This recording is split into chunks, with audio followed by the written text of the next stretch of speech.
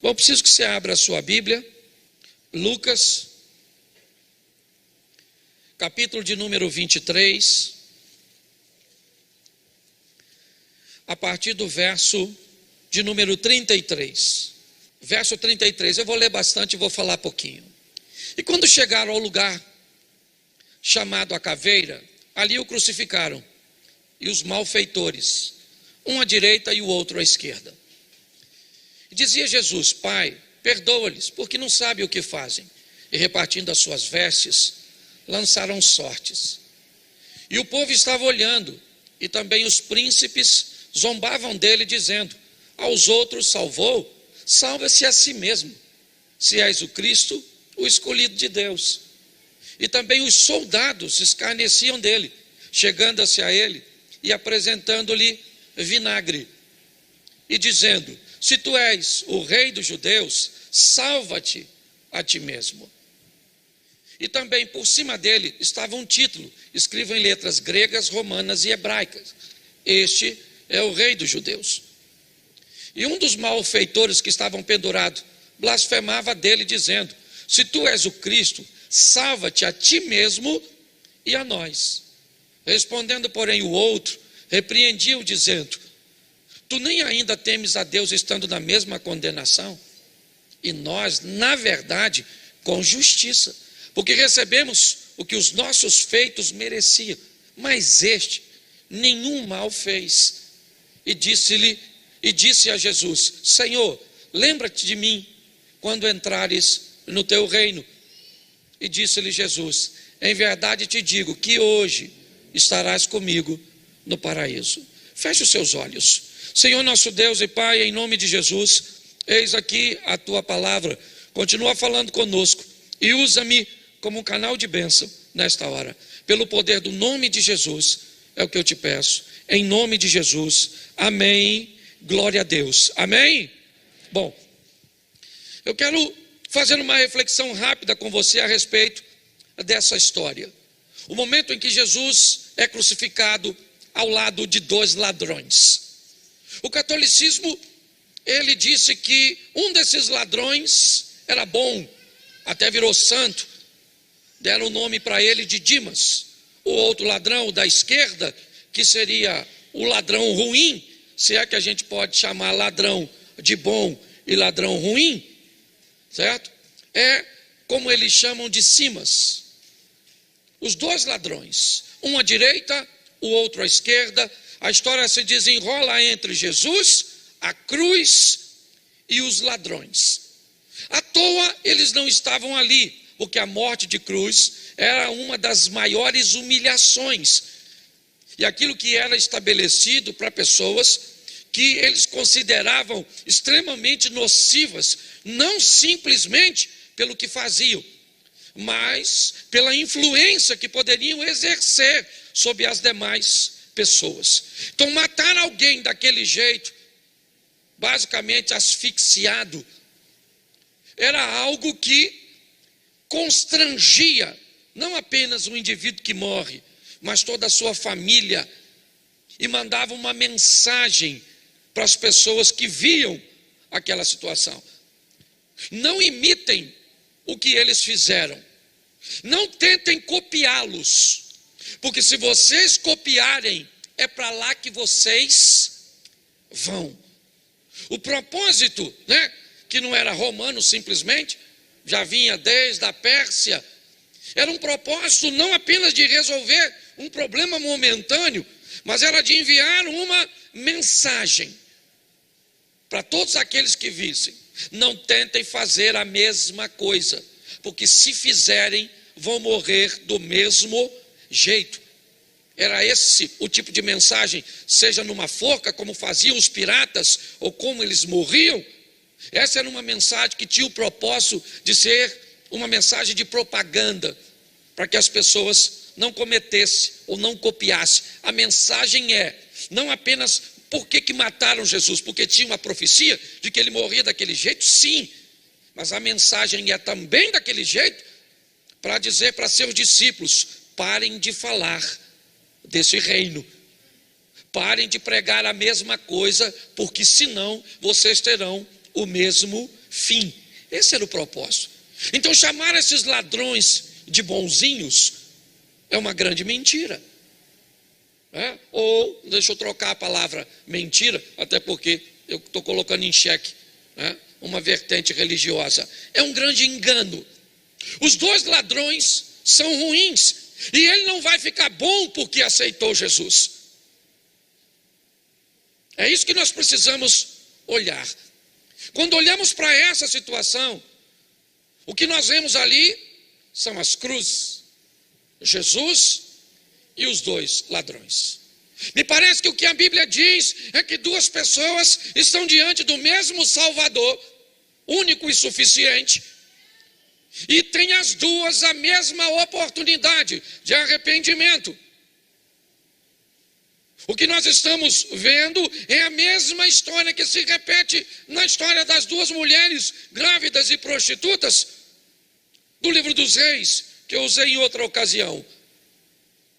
O que tem ali? Dois pecadores, dois homens maus, que cometeram crimes, que eram passivos de crucificação.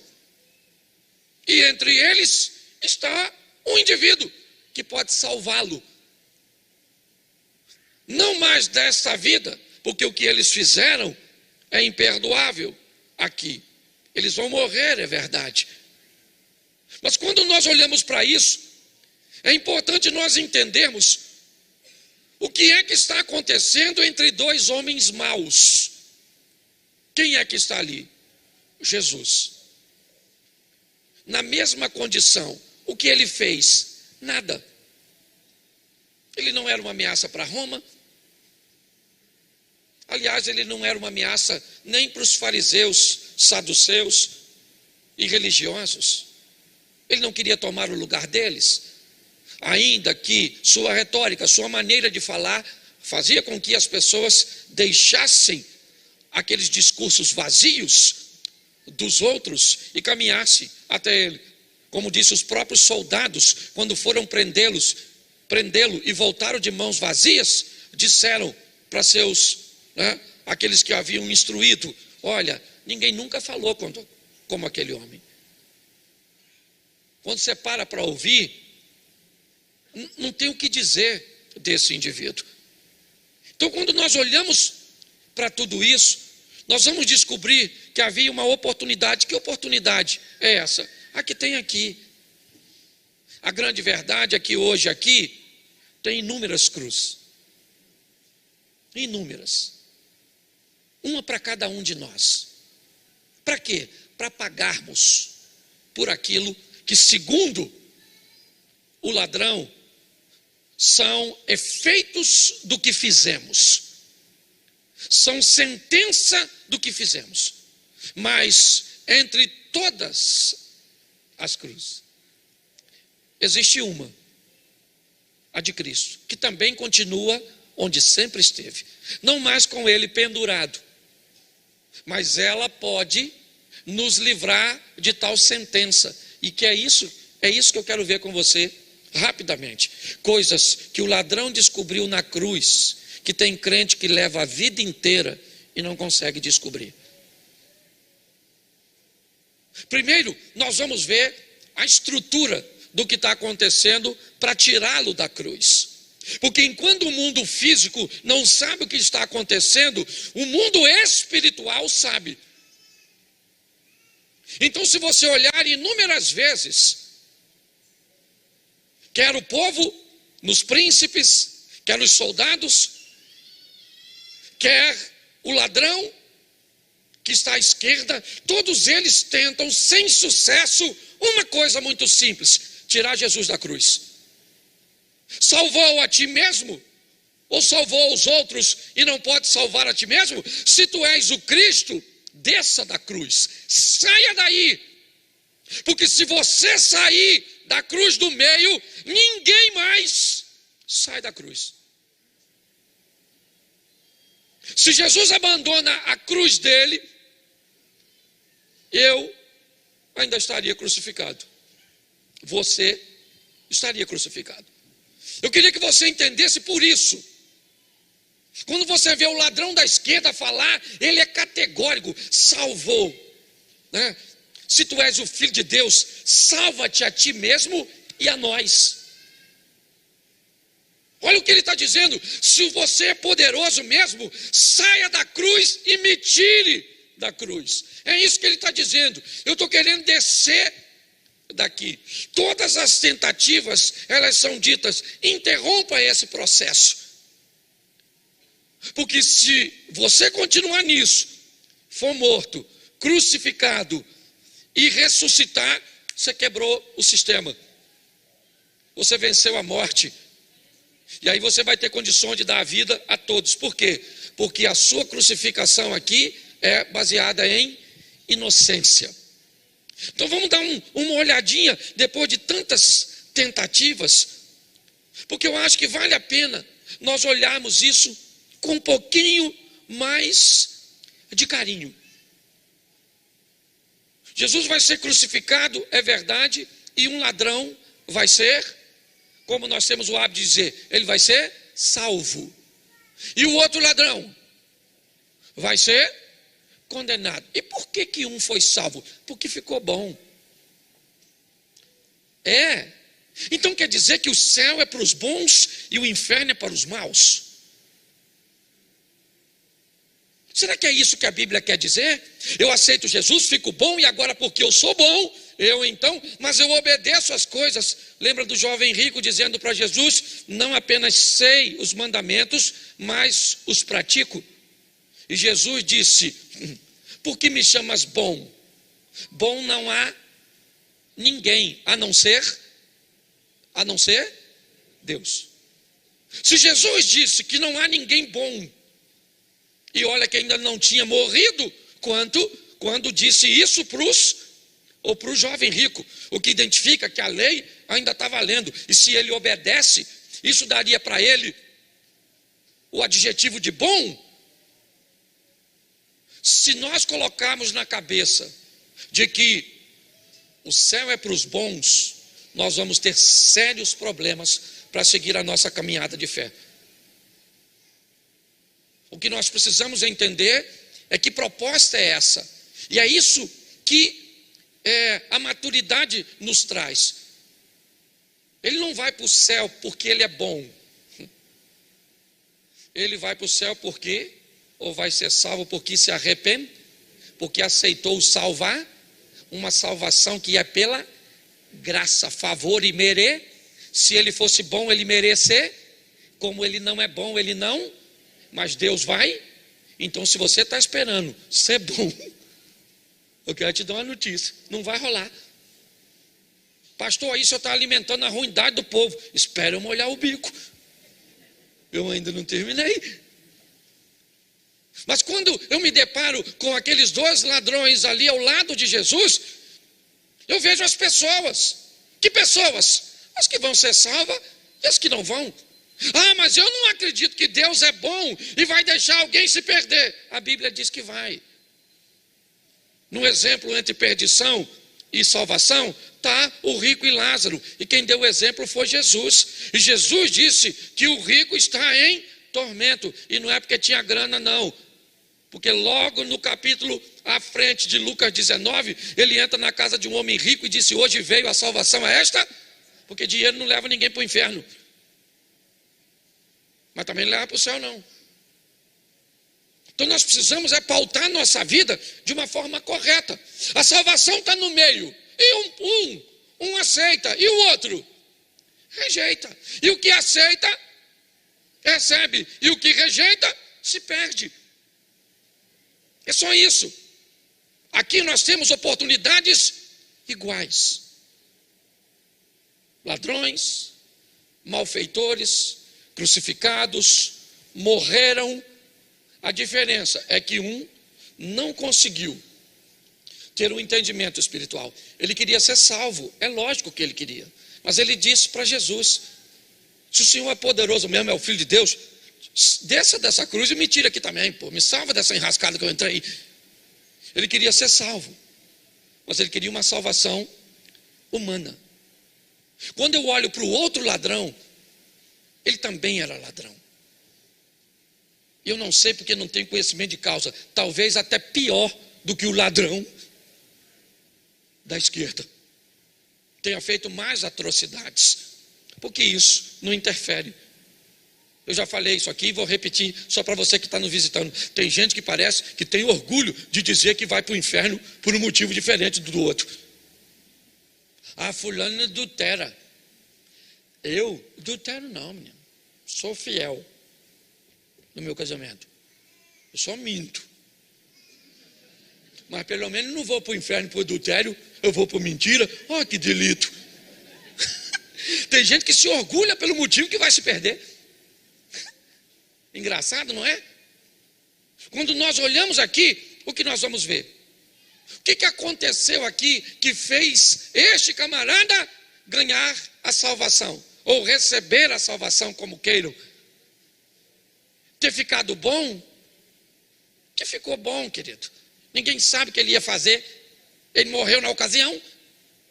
Para ele ficar bom, ele deveria ter recebido a oportunidade, ele deveria ter descido da cruz, ter mostrado que agora ele estava transformado, e aí ele morria. Teve tempo? Então não vou dizer que esse cara ficou bom, e não adianta me convencer, porque para mim não ficou. Mas o que ele fez então? Aí é um caminho e um trilho que vale a pena observar. O que esse camarada fez é o trilho que todo pecador que a cruz está querendo mostrar com os ladrões deve tomar para alcançar salvação ou perdição. Talvez esse seja o mapa da mina, o momento chave. Então eu quero acompanhar rapidinho. Esse primeiro culto é rapidinho, né? Depois eu consigo, mas vamos lá. 23, 41. Preste atenção. Olha o que esse camarada está dizendo no verso 41. E nós, na verdade, porque recebemos o que os nossos feitos regrinha básica. Esse camarada vai ser salvo porque ele descobriu que estava fazendo as coisas erradas. Quando ele olhou para a situação, ele mesmo diz: nós estamos aqui recebendo o feito ou o resultado daquilo que fizemos. Nós estamos aqui por merecimento. O que esse camarada está fazendo aqui é reconhecendo seu próprio pecado. Se eu quero salvação, eu preciso reconhecer que eu sou pecador. O grande problema é que às vezes, para aliviar o que eu faço, eu procuro olhar alguém que faça algo mais horrendo do que eu, pior que o meu.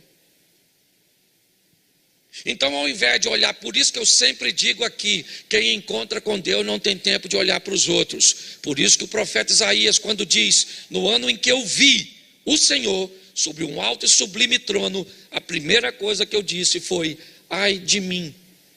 Porque diante de Deus eu não penso na minha mulher.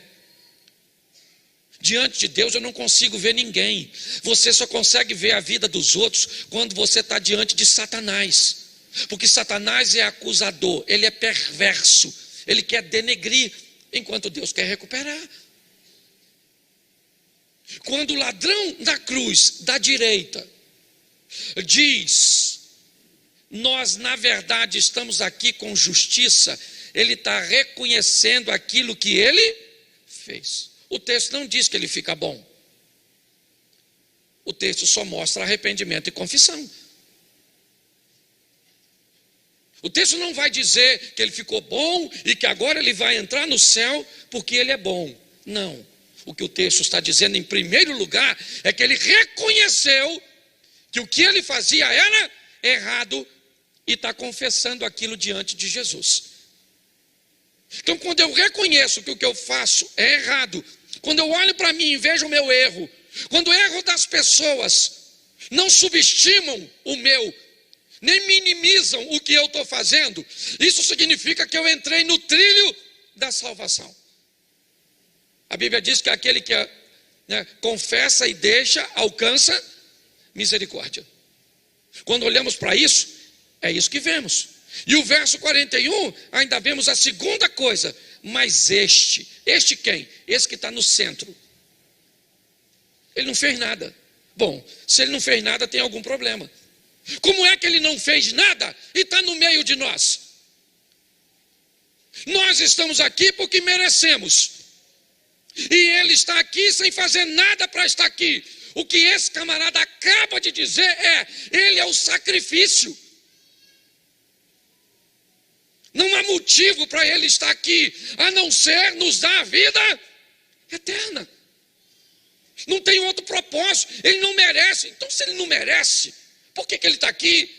Poderoso do jeito que é, ressuscitando pessoas, curando, repreendendo o vento e mar, detentor de tanto poder.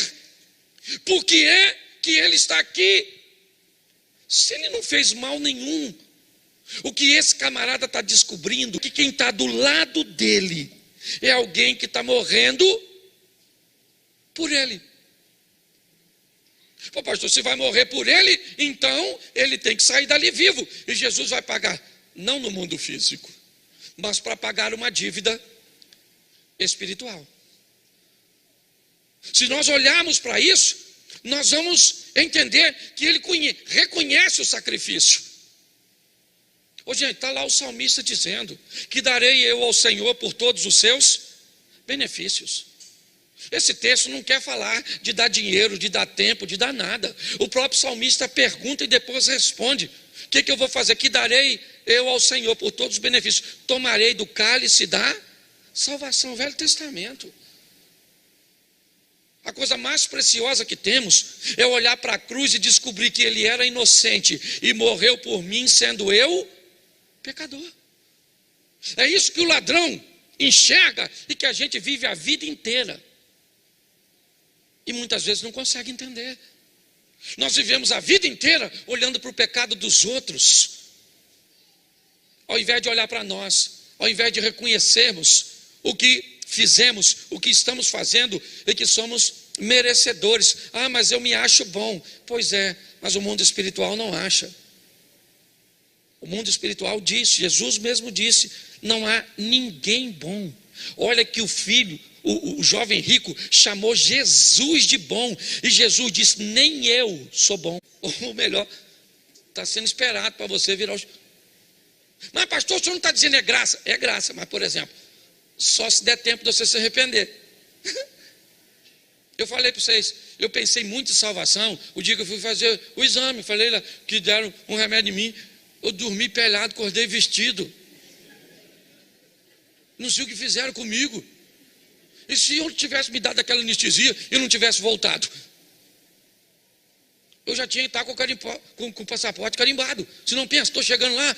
E aí, vinde bendito? Não, bendito é na outra sala. Aqui é, chega aí mesmo, maluco. Senta nessa cadeira pegando fogo que já vou te atender, pensa. Manda eu para o endereço errado. Você está rindo? O assunto é sério demais da conta. Quando nós olhamos para aquele texto ali, aquele ladrão descobre naquele momento que quem está do lado dele, quem é? É o Senhor. Olha que coisa. Quem é que está aqui? O Senhor. O que ele é? Inocente. E eu, culpado. E por que ele está aqui? Para me dar a salvação. É isso que esse camarada está. E por quê? Porque eu sou bom? Não. Mas porque eu vou lutar para melhorar. Para melhorar. É isso. Céu não é para bom. Céu é para ruim. Ah, pastor, mas os ruins entram no céu? Não entram porque recebem um novo corpo. Olha que beleza. Mas eu vou tentar ser bonzinho. Não tenta ser bonzinho. Tenta ser obediente. Não tenta ser bonzinho. Tenta ser honesto com o que você sente, com o que você quer. Para com essa palhaçada de ficar encobrindo. Ah, meu Deus, eu sou fraco. A carne é fraca, mas o pecado não é vitamina. Hoje caiu um valente, um homem de Deus. Hoje, pelo menos eu soube, hoje. Pensa a tristeza. Um homem bom? Não, um homem ruim. Igual a mim e a você. Mas que não conseguiu, ou conseguiu controlar só por um tempo, e depois não conseguiu. Olha o desafio da vida. O que é?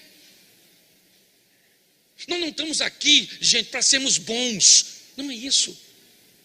Nós estamos aqui para sermos obedientes. Lutar contra a maldade que há dentro de mim, que o pecado colocou. E a cada dia eu vou ser mais consciente do que eu fui ontem, mais vigilante do que eu fui ontem, orar mais do que eu orava ontem, prestar mais atenção, porque nós estamos vendo gente que admiramos caindo. Que dirá nós? Quando olhamos para esse texto, o que vemos? Ele descobre que Jesus é Senhor. E aí, diga-se de passagem, não pode ter sido na cruz. Não pode. A Bíblia diz que a fé vem pelo ouvir. Então você não vai me dizer, está lá os dois ladrões, aqui, um à esquerda e outro à direita, por que é que um ladrão reconheceu Jesus e o outro não? Porque está crucificado na cruz e na dor, todo mundo procura. Então por que o outro não procurou? Na cruz e na dor, todo mundo reconhece. E por que o outro não reconheceu? Não foi a cruz, não. Foi a proximidade com a história. Provavelmente a história de Jesus já andava permeando o coração daquele homem. No ambiente onde ele ia, com as pessoas que ele andava. Ele estava próximo. Por isso que o evangelismo é algo importantíssimo e missões é algo extraordinário da igreja. Porque quando eu olho, eu vejo a possibilidade para os dois. Mas pastor, então o outro é injusto? Não, porque Jesus estava fazendo naquele lugar. Talvez a história não interessasse ele. Porque ouvir falar de Jesus era falar mal dele, era falar de suas mazelas, de suas maldades, de suas debilidades. E ele não estava muito afim disso. Então ele fazia ouvido de mercador. Entra aqui, sai aqui e vai embora. Os dois morrem como maus. Essa é a grande verdade. O ladrão não virou santinho, porque defunto não vira santo. Entendeu? Você não fala mal do defunto quando está morto, em consideração à família. Esse dia no velório, o camarada foi dar uma palavra, falou: estamos aqui diante de um homem distinto, um bom pai, um bom marido, um excelente amigo, um cara extraordinário. A viúva estava sentada perto do caixão, falou para o filho: vai ver se é seu pai que está lá mesmo, porque eu acho que trocaram o defunto. O defunto não se defende, mas também não fica bom. Esse é o grande problema. As pessoas estão buscando uma bondade que não vão encontrar. E aí elas começam a maquiar e trocá-la, em buscar uma linha de compensação. Não, Deus entende do jeito que eu sou, e por isso eu vou dar uma oferta generosa, por isso eu vou dar umas cestas básicas, por isso eu vou trabalhar na igreja, porque aí eu trabalho aqui e compenso aqui. Não é processo compensatório, é graça, é favor que você e eu não merecemos. Ele descobre que Jesus é Senhor. Mas esse texto também, ele descobre algo extraordinário. Lembra-te de mim. Boa memória. Está falando para Jesus: aí Jesus, as pessoas me esqueceram, os homens me esquecem. O que sobra no Senhor, falta na humanidade. Memória, lembrança, pelo menos das coisas positivas. Lembrar do que fizemos de errado, está assim, ó. É só eu pegar alguém daí e colocar aqui em cima para cantar um hino, para ministrar uma palavra, que as pessoas dizem: pastor, sabe o que está acontecendo com fulano? Sabe que está devendo um negócio? Está fazendo assim? 1923 participou no finalzinho da guerra. Aí eu olho para a pessoa e penso: qual ladrão esse é? Precisa ter um encontro com Deus para parar de olhar para a vida do outro. Ele está dizendo: Senhor, lembra de mim. Por quê? Porque eu não mereço. Então eu preciso que o Senhor lembre, porque se eu merecesse, o Senhor não ia esquecer. Ele ainda está no processo, ele está morrendo. A diferença é que um ladrão quer ser salvo nessa vida. Esse é o da esquerda, e o outro já chegou à conclusão que aquela vida foi embora. E ele pede a outra salvação. Porque ele entende que o momento ali não tem mais a ver com o mundo físico. Ele já viu que Jesus é poderoso, sabe que ele pode descer da cruz, mas ele não vai. E por que ele vai fazer se ele é inocente e filho de Deus? Porque ele é o sacrifício. E é isso que ele vai mostrar para todos nós. Mas é o final do 42. Lembra-te de mim quando? Quando? Entrares no teu? No teu? Ele roubava para quê? Para ficar rico.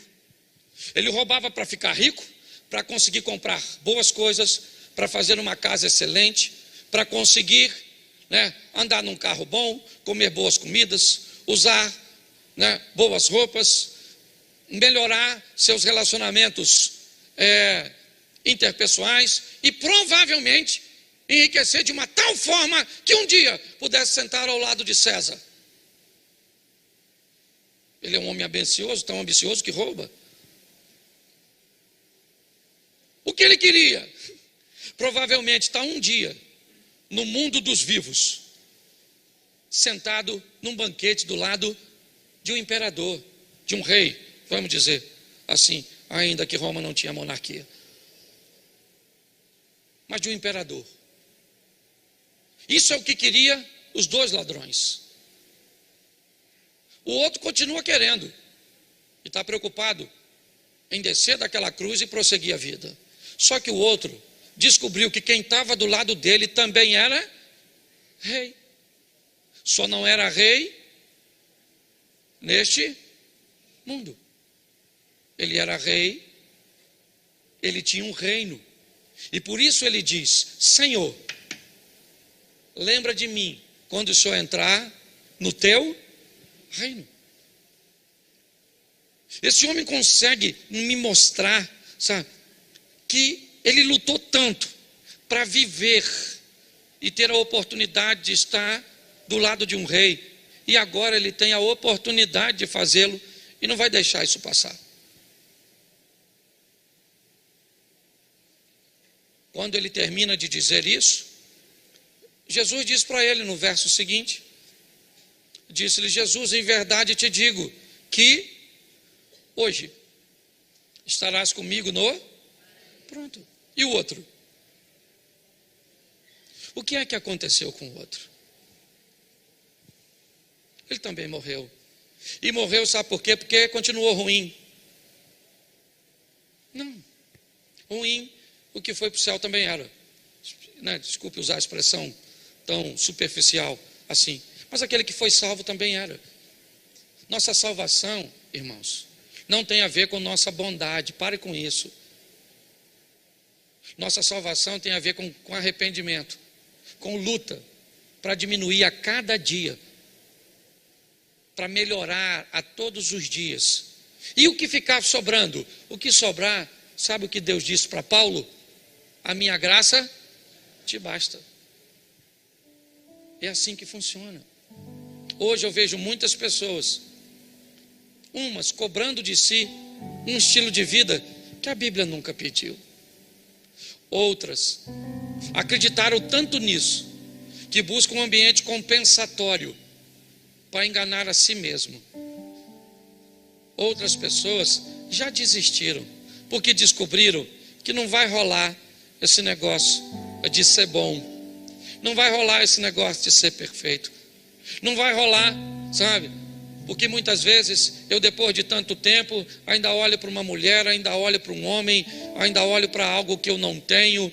Eu tenho uma cobiça, eu tenho uma inveja, eu tenho uma língua que salta palavras, que eu não deveria estar falando.